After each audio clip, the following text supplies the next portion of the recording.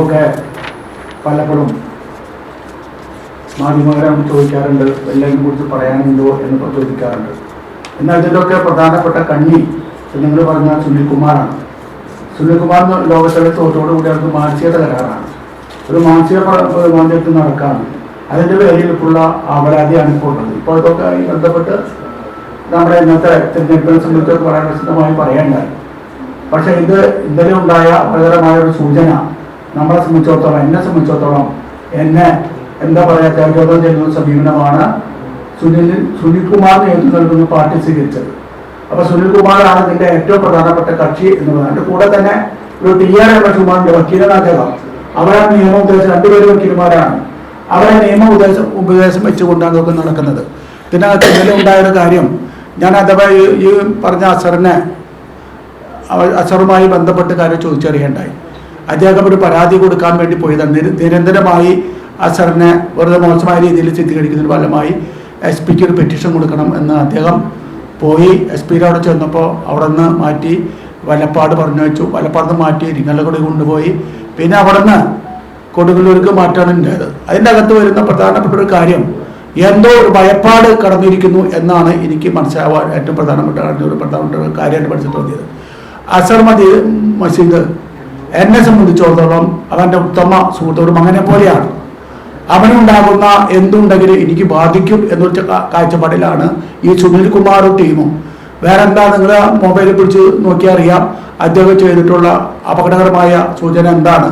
അതിൻ്റെ അകത്ത് ഞാൻ DSP ആയിട്ട് ചർച്ച ചെയ്തപ്പോൾ അതിൻ്റെ അകത്ത് പറയുന്നത് ഒന്നുമില്ല.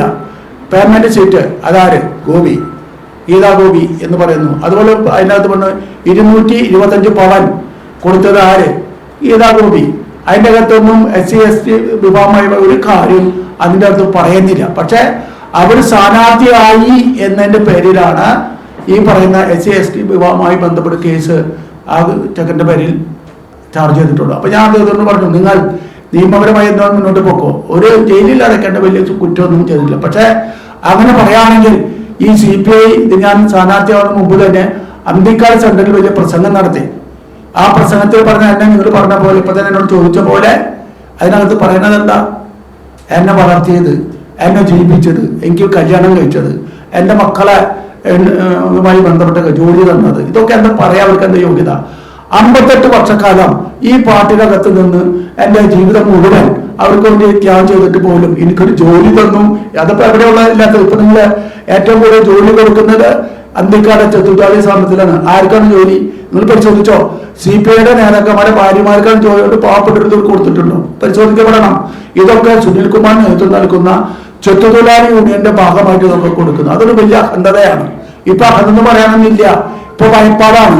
അപ്പൊ അദ്ദേഹത്തിന് SC/ST വിഭാഗവുമായി ബന്ധപ്പെട്ടുകൊണ്ട് ചെക്കൻ്റെ പേരിൽ കേസ് ചാർജ് ചെയ്ത് ഒരിക്കലും അംഗീകരിക്കാൻ കഴിയില്ല എന്ന് അതിനടുത്ത് ഞാൻ അവിടെ തന്നെ ഇരുന്ന് DSPക്ക് ശേഷം അവിടെ കുത്തിയിരുന്ന ഒരു ചെറിയ സമരം നടത്തി കുറച്ച് മുദ്രാവാക്യം വിളിച്ചു.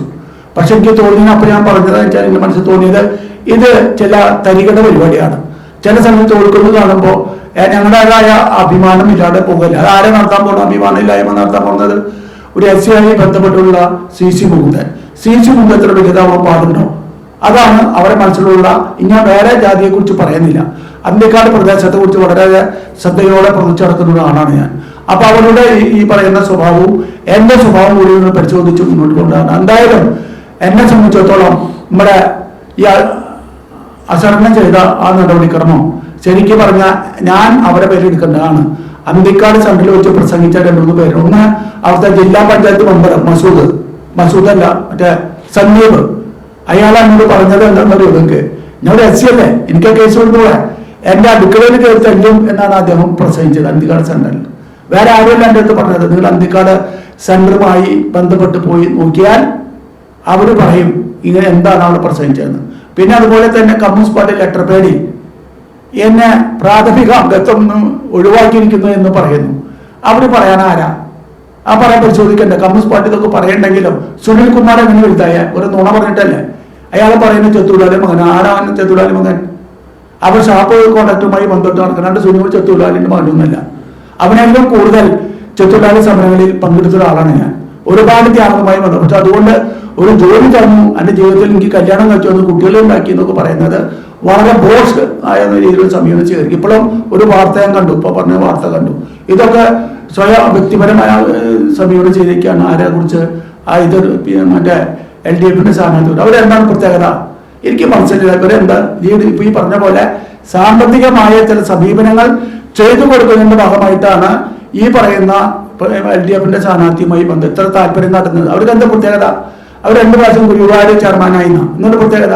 ഒരു പാർട്ടിയിലും ഒരു ബന്ധം ഉണ്ടായിരുന്നത് ഞാനുമായി ഇപ്പൊ ബന്ധമുള്ള BJP-യിലായിരുന്നു. എന്തൊരു കാര്യവാഹം അതൊക്കെ ആയിരുന്നു പറഞ്ഞാല് ഈ ഗീതാ ഗോപി. അപ്പൊ അതൊക്കെ വളരെ ചരിത്രങ്ങൾ പറയാണ്ടാണ്. അപ്പൊ ഇന്നലെ വരെ ഞാൻ ആലോചിച്ചത് ഗീതാ ഗോപി ആവും എനിക്ക് പകരം വരുന്ന ഓരോ ചില സെറ്റിൽമെന്റ് ഒക്കെ നടത്തിയിട്ടുണ്ട് ഇതിന്റെ അകത്ത്. അത് വിളിച്ച് പറയാമെന്ന് പറഞ്ഞു. അപ്പൊ ഞാൻ എന്നുമായി ബന്ധപ്പെട്ട നേതാക്കളോട് ചോദിക്കാതെ അത് പറയുന്നത് ശരിയല്ല. എന്നെപ്പോലെ തന്നെ പറയുന്നത് സാമ്പത്തികമായിട്ട് എന്നെ സഹായിച്ചൊക്കെ പറയുന്നു. ഇതുപോലെ തന്നെ ഗോപിക്ക് സംഖ്യ കുറവ് വന്നപ്പോഴാണ് വേറെ പാർട്ടിയിലേക്ക് പോകാൻ സമയം. അത് മാത്രമല്ല ഈ സ്ഥാനാർത്ഥിത്വം നിശ്ചയിക്കുമ്പോൾ ഒരു പ്രത്യേകതയുണ്ട്. പ്രത്യേകം അതാത് ഘടകത്തിന്റെ പാർട്ടിയുമായി ബന്ധപ്പെട്ട ആൾക്കാരെ വിളിച്ചു കൂട്ടി ചർച്ച ചെയ്യപ്പെടും. ആ ചർച്ചയുടെ അടിസ്ഥാനത്തിൽ അവിടെ നിർദ്ദേശിച്ച 13 പേര് പോലെ ഉണ്ടായി. ഒരാളും മോശക്കാരല്ലേ 13 പേര്. ഈ 13 പേരെ വേണ്ട എന്ന് വെച്ചിട്ടാണ് ഈ പറഞ്ഞ ഈ പറയുന്ന ഗീതാവിനെ കൊണ്ടുവരാൻ കാരണം. എന്താ പ്രത്യേകത അവർക്ക് എന്താ പ്രത്യേകത? അവർ കളിക്കാൻ തീരുമാനിച്ചത് SC ST-യുമായി ബന്ധപ്പെട്ട അവർ സ്ത്രീ ആയതുകൊണ്ട് അവരെ വെച്ച് ചില പണികൾ നടത്താൻ എന്നാണ് ആഗ്രഹം. നിങ്ങൾ അവരുടെ സ്വത്ത് പരിശോധിക്കൂ. ആരാ ഗീതാ ഗോപിയുടെ സ്വത്തും എന്റെ വലിയ നോട്ടീസ് ഇറക്കിയ ആര് ഈ സുനിൽ കുമാറിന്റെ നേതൃത്വത്തില് വലിയ നോട്ടീസ് ഞാൻ എന്ത് ചെയ്യുന്നു, എന്താണ് എന്റെ പണി എന്നൊക്കെയാണ് പല രീതിയിലുള്ള നമ്മുടെ മോശപ്പേര് ഉണ്ടാക്കുന്നത് വലിയ നോട്ടീസ്. അതൊക്കെ അവിടെ ഒരു ജനങ്ങൾ മറുപടി പറഞ്ഞോളും. അപ്പൊ ആ രീതിയിൽ വളരെ എന്താ പറയാ അവരുടെ താല്പര്യം സംരക്ഷിക്കാൻ, ചിലരുടെ താല്പര്യം സംരക്ഷിക്കാൻ, സാമ്പത്തിക ഭദ്രത ഉറപ്പുവരുത്താൻ നടത്തുന്ന ചില സമീപനങ്ങൾ അതെന്തായാലും ഈ പ്രാവശ്യം നാട്ടിക നിയോജനത്തിൽ നടക്കില്ല എന്നാണ് ജനങ്ങൾ പറയുന്നത്. അതിന്റെ ചില ഭാഗമാണ്. നിങ്ങൾ അവിടെ വന്ന് 10 മിനിറ്റ് പോയി ചോദിച്ചോ. എന്നെയും അതുപോലെ തന്നെ ഈ LDF സ്ഥാനാർത്ഥിയെ കുറിച്ച് പരിശോധിച്ചോ. ഇനി കോൺഗ്രസ് സ്ഥാനാർത്ഥിയെ കുറിച്ച് പരിശോധിച്ചോ. എന്താണ് മാനദണ്ഡം? ഇനിയിപ്പോ CC മുന്നണിയെ കുറിച്ചും ഗീതാ ഗോപിയെ കുറിച്ചും സുനിൽ ലാലിനെ കുറിച്ചും ചർച്ച ചെയ്യുമ്പോൾ നിങ്ങൾ പൂർത്തിയാക്കി ചർച്ച ചെയ്യോ. ചർച്ച ചെയ്യുമ്പോൾ അവർ പറയും ആരാണ് ഭേദപ്പെട്ടവൻ. അങ്ങനെ ചർച്ചകൾ രൂക്ഷമായി വന്നപ്പോഴാണ് ഇപ്പോ അവരുടെ മാനസികമായ തകരാറ് ഉണ്ടാകുന്നത്. എന്താ തകരാറ് ഉണ്ടാകുന്നത്? അവരെ മാനസിക തകരാറ് ഇപ്പോ 9-ാം തീയതി സംഭവിക്കാൻ പോവാണ്. അപ്പൊ അതിനോട് വെല്ലുവിളിയായി സ്വീകരിച്ച് മുന്നോട്ട് പോകാനും എന്നെ എങ്ങനെയൊക്കെ എങ്ങനെ തകർക്കാൻ തന്നെ ഏതായാലും എനിക്ക് ഏതായാലും മരിക്കോളം ഇപ്പൊ സാധ്യത നിൽക്കാണ്. എന്തും സംഭവിച്ചാലും ജീവൻ ഉണ്ടെങ്കിൽ പോലും ഇതിനെ മറുപടിയായി പിന്നെ ഇവർ പറയുന്നത് എന്നെ തല്ലും കുത്തുന്നൊക്കെ പറയണ്ടായി. അവർക്കറിയാലോ എന്നെ തല്ല് പഠിപ്പിച്ച ആരാ. അവരുടെ പാർട്ടിക്കറിയാം എന്നെ തല്ല് പഠിപ്പിച്ചിട്ടുണ്ട്. ഞാൻ പല സ്ഥലത്തും സ്റ്റേറ്റിൽ കൊണ്ട് എന്നെ പരിശീലനം വന്നിട്ട് തന്നിട്ടുണ്ട്. എന്നിട്ട് അമ്മ അറിയാത്ത ആ മഹാരന് ആ ജില്ലാ പഞ്ചായത്ത് മുമ്പ് പറയാന് എന്റെ അടുക്കളയിൽ കയറി തല്ലുന്നു. എന്റെ മക്കളെ കൊണ്ട് കേസ് കൊടുപ്പിക്കാൻ പോവാ. എന്റെ വീട്ടില് എന്റെ ഭാര്യയും SC വിഭാഗത്തിൽപ്പെട്ടതല്ലേ, എന്റെ മക്കളും SC വിഭാഗത്തിൽപ്പെട്ട. അങ്ങനെ ആരൊക്കെ എന്തൊക്കെ പറഞ്ഞ കമ്മ്യൂണിസ്റ്റ് പാർട്ടി സ്റ്റേറ്റ് സെക്രട്ടറി അടക്കം ചെറിയ ബ്രാഞ്ചിലും എല്ലാവർക്കും അടക്കം എൻ്റെ മക്കളും ഭാര്യയും കൂടി പരാതി കൊടുക്കും. പരമാവധി എൻ്റെ വിവാഹമായി ബന്ധപ്പെടുന്ന അവരെ കൊണ്ട് പെറ്റീഷൻ കൊടുക്കാൻ പോവാണ്. പരാതി കൊടുക്കുക. ആർക്ക് പരാതി കൊടുക്കാൻ കഴിയാത്തത്? അപ്പോൾ ഞാൻ DSP ചോദിച്ചു, നിങ്ങൾക്ക് ഞാൻ എന്നെ കുറിച്ച് മോശമായി പരാതി പറഞ്ഞു, നിങ്ങളെന്തൊന്നും ചെയ്യാത്തത്? SP-നോട് ഞാൻ പറഞ്ഞു എന്തെങ്കിലൊന്നും ചെയ്യാത്തത് അതൊന്നും ഇപ്പോൾ പറയാം. അതുപോലെ തന്നെ ഇതിൻ്റെ പ്രധാനപ്പെട്ട കാരണം എന്താ? എന്നെ 5 വർഷക്കാലമായി ഒരു MLA എന്നാക്കിയതിൻ്റെ പേരിൽ അവർ പറയുന്ന PM-മാരെ വെച്ചു. എവിടെ? എനിക്ക് PM-മാർ സർക്കാർ നിയമം വെച്ചു. അതൊരു മസൂദ് എന്ന് പറഞ്ഞ വീര വിക്രമനെയാണ് വെച്ച് തന്നത്. അതാര് പറഞ്ഞിട്ട്? സുനിൽ കുമാർ പറഞ്ഞിട്ട്. സുനിൽ കുമാറിൻ്റെ ബ്രാഞ്ച് മറ്റേ എന്താ പറയുക MLA ആയപ്പോഴും അതുപോലെ തന്നെ മന്ത്രിയായിരുന്നപ്പോഴും ദീർഘകാലം അവരെ PA ആയിരുന്നു. ആ ആളെ എനിക്ക് ഇട്ട് തന്നെ. എനിക്കപ്പോൾ എനിക്ക് അയാളെ വേണ്ട എന്ന് അന്ന് പറഞ്ഞതാണ്. എനിക്ക് ആളെ ഇഷ്ടമല്ല.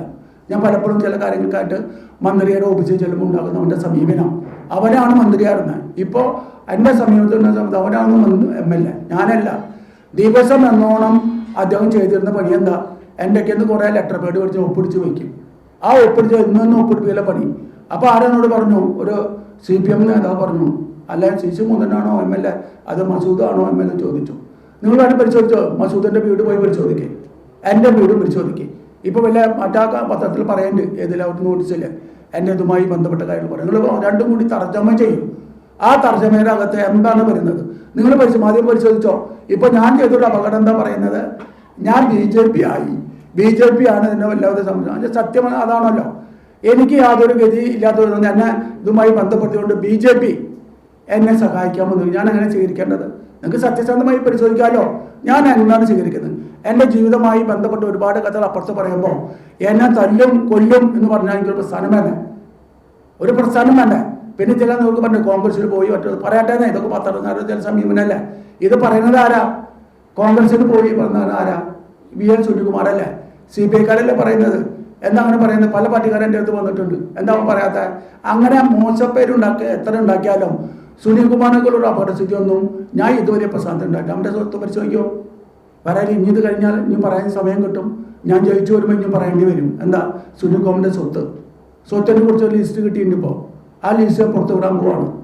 എന്താണ് ഇപ്പോഴും അദ്ദേഹം എന്നെക്കാളും മോശമായ വീട്ടിലാണ് താമസിക്കുന്നത്. എനിക്ക് ചിരി വരപ്പോഴും നിങ്ങൾ അതുമായി ബന്ധപ്പെട്ടപ്പോഴാണ് ഞാൻ സത്യനന്ദി കണ്ട വീടിനോട് പോയപ്പോഴാണ് അവിടുത്തെ എല്ലാ ആൾക്കാരും പറഞ്ഞത് ഈ വീട് കണ്ടിട്ടുണ്ടോ, ചൂണ്ടിക്കാട്ടി അപ്പുറത്തൊരു വീടുണ്ട്. അപ്പോൾ അവൾ പറഞ്ഞാൽ എൻ്റെ പെങ്ങളവരൊക്കെയാണ് നമുക്കത് പറയുന്നത്. അതൊന്നല്ല സത്യം. ഇതൊക്കെ അദ്ദേഹമായി കൊളാബറേഷൻ എന്നൊക്കെ പറയില്ല പണ്ട് ഈ ചില സൂത്രപ്പണികൾ അതുപോലെ ഉണ്ടാക്കിയിട്ടാണ്. അല്ലാണ്ട് അദ്ദേഹത്തിൻ്റെ എന്താ വരുമാനം? അപ്പോൾ ഇതൊക്കെ വെച്ച് എൻ്റെ ശമ്പളം ശരിയാണ്, കൃത്യമായി എന്നെ ഞാൻ ലീവ് എടുത്ത് പോകുമ്പോൾ എനിക്ക് ശമ്പളം കൃത്യമായി അത് റേഷൻ എടുത്ത് നോക്കിയാൽ അറിയാലോ. ആ റേഷൻ എടുത്ത് നോക്കിയാൽ തൊഴിലാളി സംഘത്തിൻ്റെ റേഷൻ എടുത്ത് നോക്കിയാൽ എനിക്ക് എത്ര ശമ്പളമാണ് തന്നെ. 2 ദിവസം ലീവ് എടുത്ത് അപ്പോൾ എല്ല് വരച്ച് നടപടി ചെയ്യുക. ആരാണ്? തൊഴിലാളി സംഘത്തിൻ്റെ ബോർഡ്. CPI-ക്കാരല്ലേ, വേറെ ആരുമല്ലല്ലോ. ഞാൻ CPI-യുടെ പുറത്തെടുക്കുമ്പോൾ ഒക്കെ ചിലരുടെ താല്പര്യം സംഭരിക്കാത്ത സാഹചര്യം വരുമ്പോൾ എൻ്റെ പേരിൽ എനിക്ക് കിട്ടിയിരിക്കുന്നത് ഏകദേശം പലപ്പോഴും പലിശയ്ക്ക് കാശ് എടുത്തിട്ടാണ് ഭക്ഷണത്തിന് അല്ല വീട്ടിൽ വല്ല സാധനം മേടിച്ചത്. എനിക്ക് ശമ്പളം തരാറില്ല. ഇപ്പോൾ അവർ പറയുന്നത് എനിക്ക് പിരിയുന്ന സമയത്ത് 60,000 രൂപയുണ്ടെന്ന് പറഞ്ഞു. ചിലപ്പോൾ ശരിയാവും, അത് കണക്കൂട്ടി ഒരു വലിയ സംഖ്യ ഉണ്ടാവും. എനിക്ക് തരേണ്ട തൊഴിൽ വേതനം എല്ലാവർക്കും 45ഉം 52ഉം ലക്ഷം രൂപ കിട്ടും. എനിക്ക് കിട്ടിയത് വെറും 64,000 രൂപയാണ്. അതാണ് നോക്കിയാൽ നിങ്ങൾക്ക് മനസ്സിലാവും. അതൊക്കെ ആ നോട്ടീസിൽ പറയുമ്പോൾ പറയാനുള്ള ഒരു താല്പര്യം വന്നത് ഇപ്പോഴാണ്. ഇതൊക്കെ പറയാൻ അവസരം കിട്ടും എന്നുള്ളതുകൊണ്ടാണ് ഞാൻ നമ്മളൊക്കെ നിങ്ങളോട് പറഞ്ഞത്.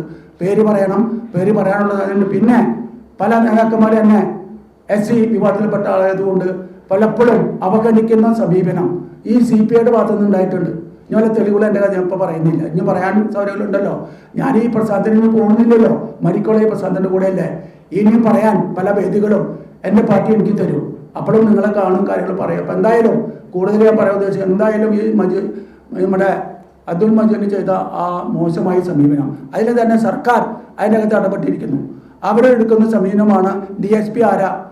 പോലീസ് ആരാ? സർക്കാരിൻ്റെ അല്ലേ, സർക്കാരിൻ്റെ പോലീസല്ലേ അത്.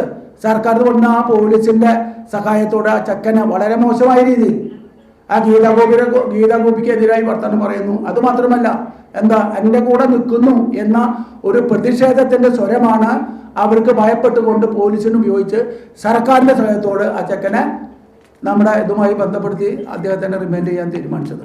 ഇനിയിപ്പോൾ എനിക്ക് തോന്നുന്നത് ഇനിയും റിമാൻഡ് ചെയ്യേണ്ടി വരും. ഞാൻ ഇപ്പോൾ കേസ് കൊടുക്കാൻ പോവാണ്. സുനിയുടെ പേരിൽ, രമേശ് കുമാറിൻ്റെ പേരിൽ, അതുപോലെ അന്നയ്ക്കെതിരായി നിന്ന എല്ലാവരും. പിന്നെ നോട്ടീസുണ്ട്. നോട്ടീസിൻ്റെ അകത്ത് നമ്മുടെ മൊബൈൽ ഇട്ടിട്ടുണ്ട് എന്നെ പുറത്താക്കിയെ സംബന്ധിച്ച്. പാർട്ടി വലിയ ലെറ്റർ പേഡിൽ എഴുതി തയ്യാറാക്കി അയച്ചിട്ടുണ്ട്. അതിൻ്റെ പേര് ആരൊക്കെയാണ് കൊണ്ടിരിക്കുന്നത്? CC കൊണ്ടുവന്ന തെരഞ്ഞെടുപ്പ് സ്ഥാനാർത്ഥിയല്ലേ. അപ്പോൾ അതിൻ്റെ പേരിലാണ് ഇപ്പോൾ പോലീസ് പറയുന്നത് ആ തെരഞ്ഞെടുപ്പുമായി ബന്ധപ്പെട്ട കാര്യം. ആ പോലീസ് പറയുന്നത് എന്താ? ഏത് തെരഞ്ഞെടുപ്പിൽ SC സ്ഥാനാർത്ഥി ആയതുകൊണ്ടാണ് കേസ്. അല്ലാണ്ട് വേറെ ഒരു കാര്യം അതെടുത്ത് പറയാനില്ല. അതുകൊണ്ട് വളരെ തന്ത്രപൂർവമായ സമീപനം ചെയ്തിരിക്കുന്ന സമീപനമാണ് ഇവരെടുക്കുന്നത്. അതുകൊണ്ട് ആ പ്രതിഷേധം ഇന്നും ഞാൻ രേഖപ്പെടുത്താൻ ജീവനുള്ള കാലത്തോളം അത് രേഖപ്പെടുത്തി മുന്നോട്ട് പോകുമെന്നാണ് നിങ്ങളോട് ഇതുമായി ബന്ധപ്പെട്ട് പറയാനുള്ളത്.